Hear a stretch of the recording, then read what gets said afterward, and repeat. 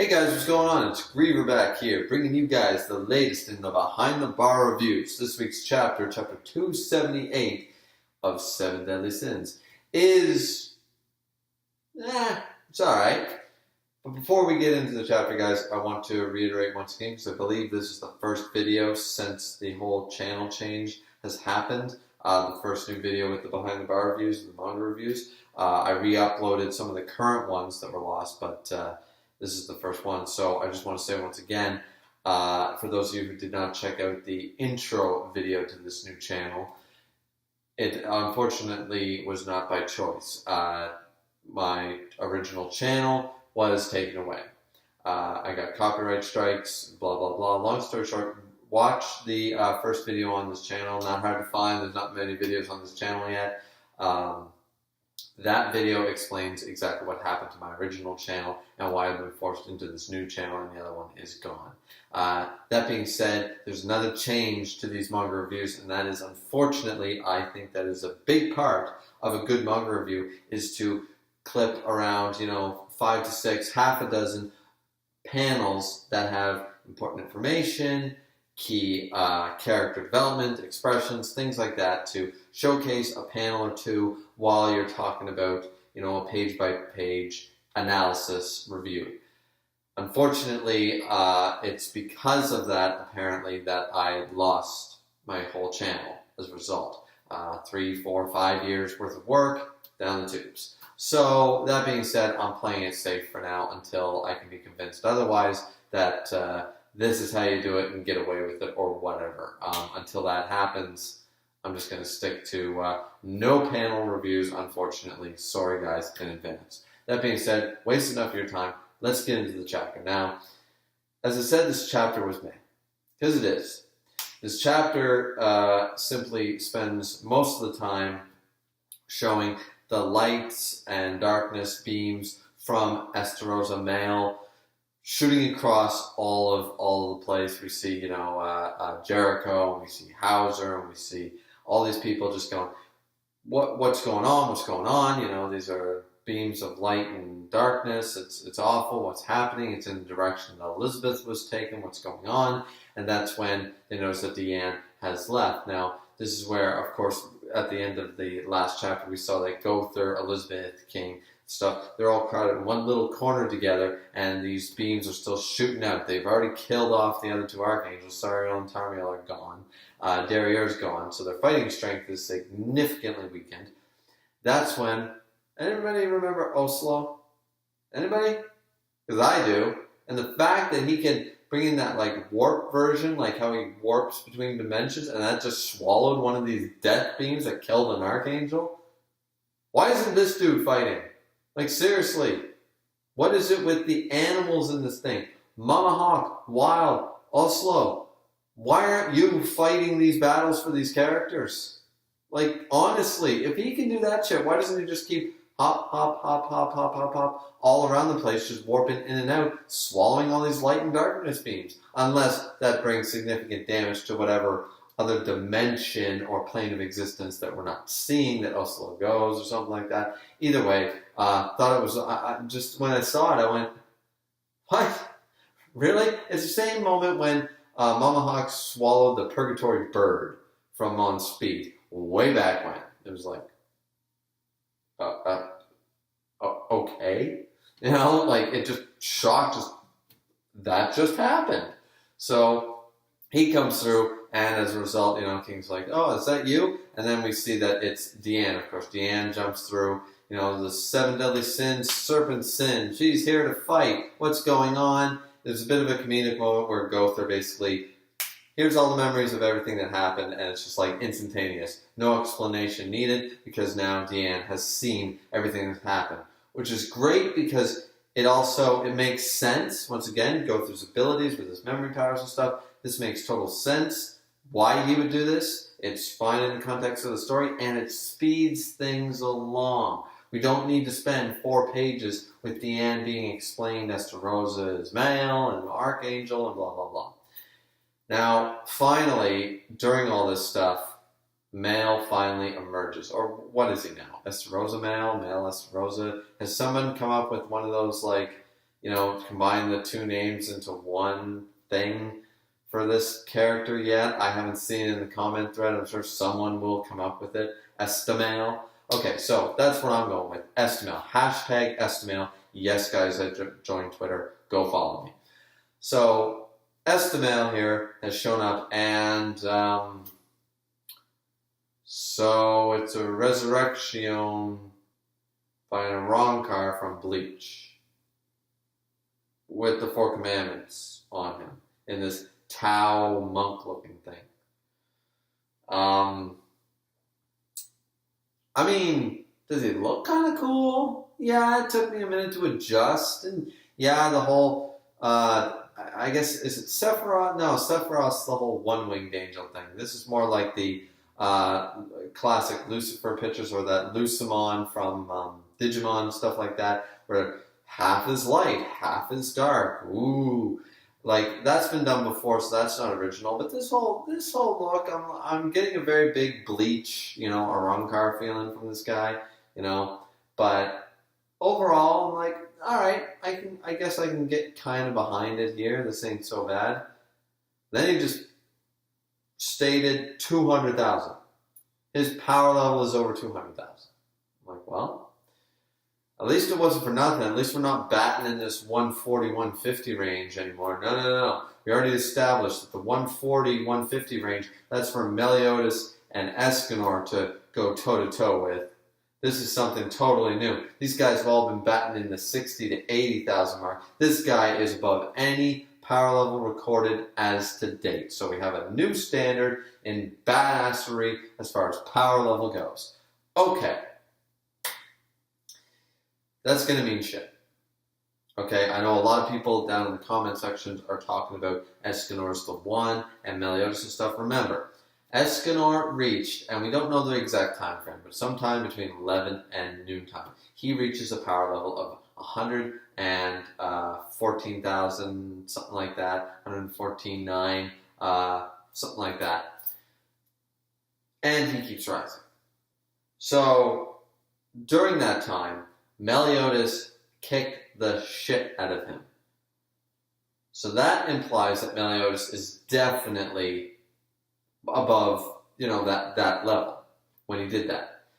Remember that during the fight between Escanor and Meliodas, he reached a state called the One, the invincible incarnation of power.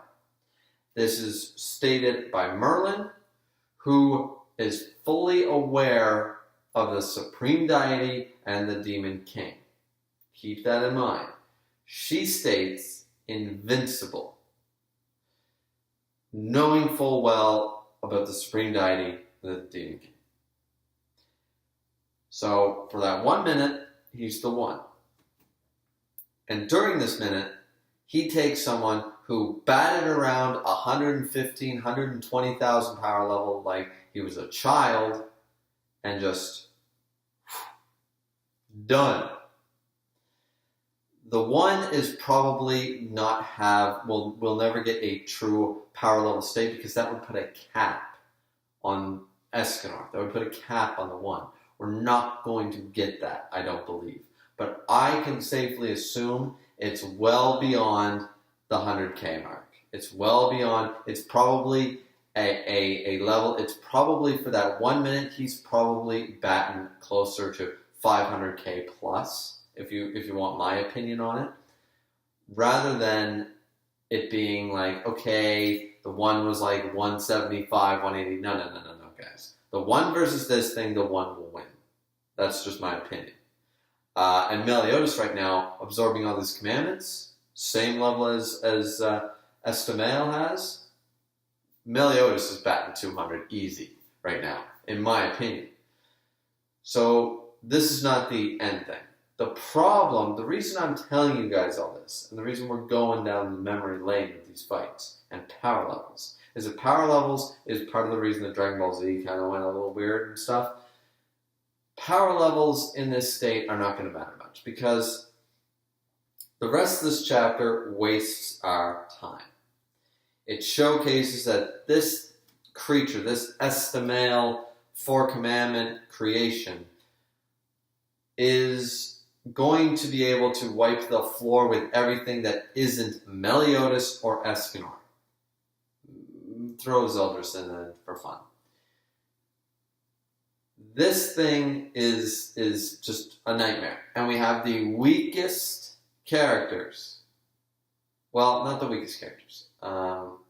Honestly. If we're including main cast members, we have the weakest of the main cast fighting this thing, thinking they got a chance. And once again, we're in a Chandler situation. We already had this, guys. We already had this. Meliodas and Escanor at a commission along with Merlin off doing their own thing. It's up to King and Deanne and Gother and stuff. And yes, a lot of the time their characters are good and stuff, but they aren't great. They aren't powerhouses. They cannot beat the main bad guy with an unprecedented level, a guy who is almost double the power of Escanor past 11 a.m. There's no damn way. I don't care about this whole Trinity tri-attack thing that they're going to do, and they're going to pull off another combo attack that's going to be crazy, the thing that butchered Chandler, then Chandler woke up and went, use a bitch. Like, what do you think's going to happen? It didn't work last time. It didn't work on Chandler. You guys did not get that much stronger where this shit is going to work. Not against this thing. Not against this thing that is clearly an unprecedented level. It's one of the 4 archangels mixed with almost half of the commandment. That's a quarter of the demon king's power in one of the 4 strongest goddess clan members. Deanne, King, and Gother are not up to par when it comes to this. So I just feel like, should they fight back? Sure. But a better way to end this chapter would have been to see what Chandler and Cusack are doing, if they're going to be doing something important. Cut back over to see Escanor bleeding on the ground and Zeldris bleeding on the ground or something. Cut over to Rudessiel for a minute. Cut back over to the Demon King, Meliodas, Bon Wild. Cut over to something, but see something significant that we lose our shit over, like Escanor on the ground, or Rudessiel with his head chopped off, or Margaret in that case, or Meliodas and Zeldris all bloodied, or something. We need to see something big. Seeing them do a combo attack that nobody in their right mind believes will work. And if it does, I call bullshit. So, it's just, I felt like after seeing the he's devastating and all that stuff, right after they realized that he's got 200,000 and he launches this light ball of love, takes one of the commandments off of the cloak thing he's got, and it just boom blast thing, and it's cool effect and what it does. It's got lethal damage, but it makes you feel like great and you just want to fall asleep after a hard day's work sort of thing. Devastating ability because you won't get back up and fight and try to fight off Death's Door. Okay, sure. But once again, the last 2 pages just felt like a waste of my time. We know this is not going to work. We know it's not going to go anywhere. Would you please, for chapter 279, cut back over to interesting things? This has been building and building. I get it, but we've been spending a little too much time now that we know Esterosa is male and male is Esterosa and Estemal is here officially. We need to see an actual fight with him, not a slaughter. Let's move on. Let's cut back over to some other characters. Let's see what's going on. I don't know. There's not a whole lot of time left, guys. If all the rumors are true and that interview about 7 Deadly Sins ending around this time or a little past this time next year, ending in 2019, Q4 sort of idea, then we don't have a whole lot of time left with this series. And for me personally, that's only about 50-odd chapters, 50, 60 chapters. We don't have time to be wasting seeing them do a useless bullshit attack with the characters that are not as popular. We want to see Bon. We want to see Meliodas. We want to see Escanor. We want to see Merlin. That's who we want to see. And we want to see them in balls out, not just these 1-chapter fights either. They need big, 5, 6, 7 chapter fights. And we won't see that if we're wasting this kind of time.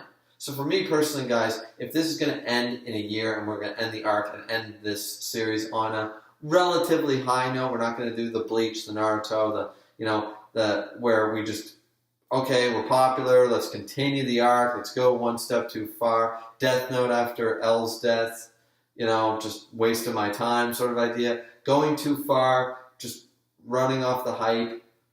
I'm okay with that. I feel like you could get another 2-3 years out of this series easy with quality content. But if we're not going to get that, if this is not the case, can we please cut over to what we all want to see? We want to see Arthur wake up. We want to see Meliodas and Escanor again. We want to see what is Zeldris truly capable of. We want to see what the hell Chandler and Cusack are going to do when this all comes to a head. This is going to be metal. This is going to be epic. But we're wasting time now. So, Chapter 279, holding out hope for more interesting characters. Let's cut away from this stuff. We know this new enemy is devastating as hell, and the team that's currently against them is fodder in comparison. So let's not waste time seeing what this attack does. Let's just cut on over. We know it's not going to work. Let's move on. That being said, guys, that is the end of the chapter, end of the review. What did you guys all think? I know without panels, I'm ranting more, and I'm not really sure where to cut the video and things like that. It's a new format for me, guys. It doesn't seem like such a big deal, but it really is. This whole not having things to go off of and specifically talk about certain panels and certain lines and showcase them and stuff. It's a new format. It's a new change for me, guys. So I do apologize for the length of the video and a little bit of ranting and rumbling here and there and everywhere. So I'm going to get used to it, hopefully, in the next few videos. And stay tuned for more, guys. So that being said, like, subscribe, comment as usual. This has been Griever with your Behind the Bar reviews, Chapter 278 of 7 Deadly Sins. We will see you back here next time, guys. As always, please drink responsibly. Till next time, see ya.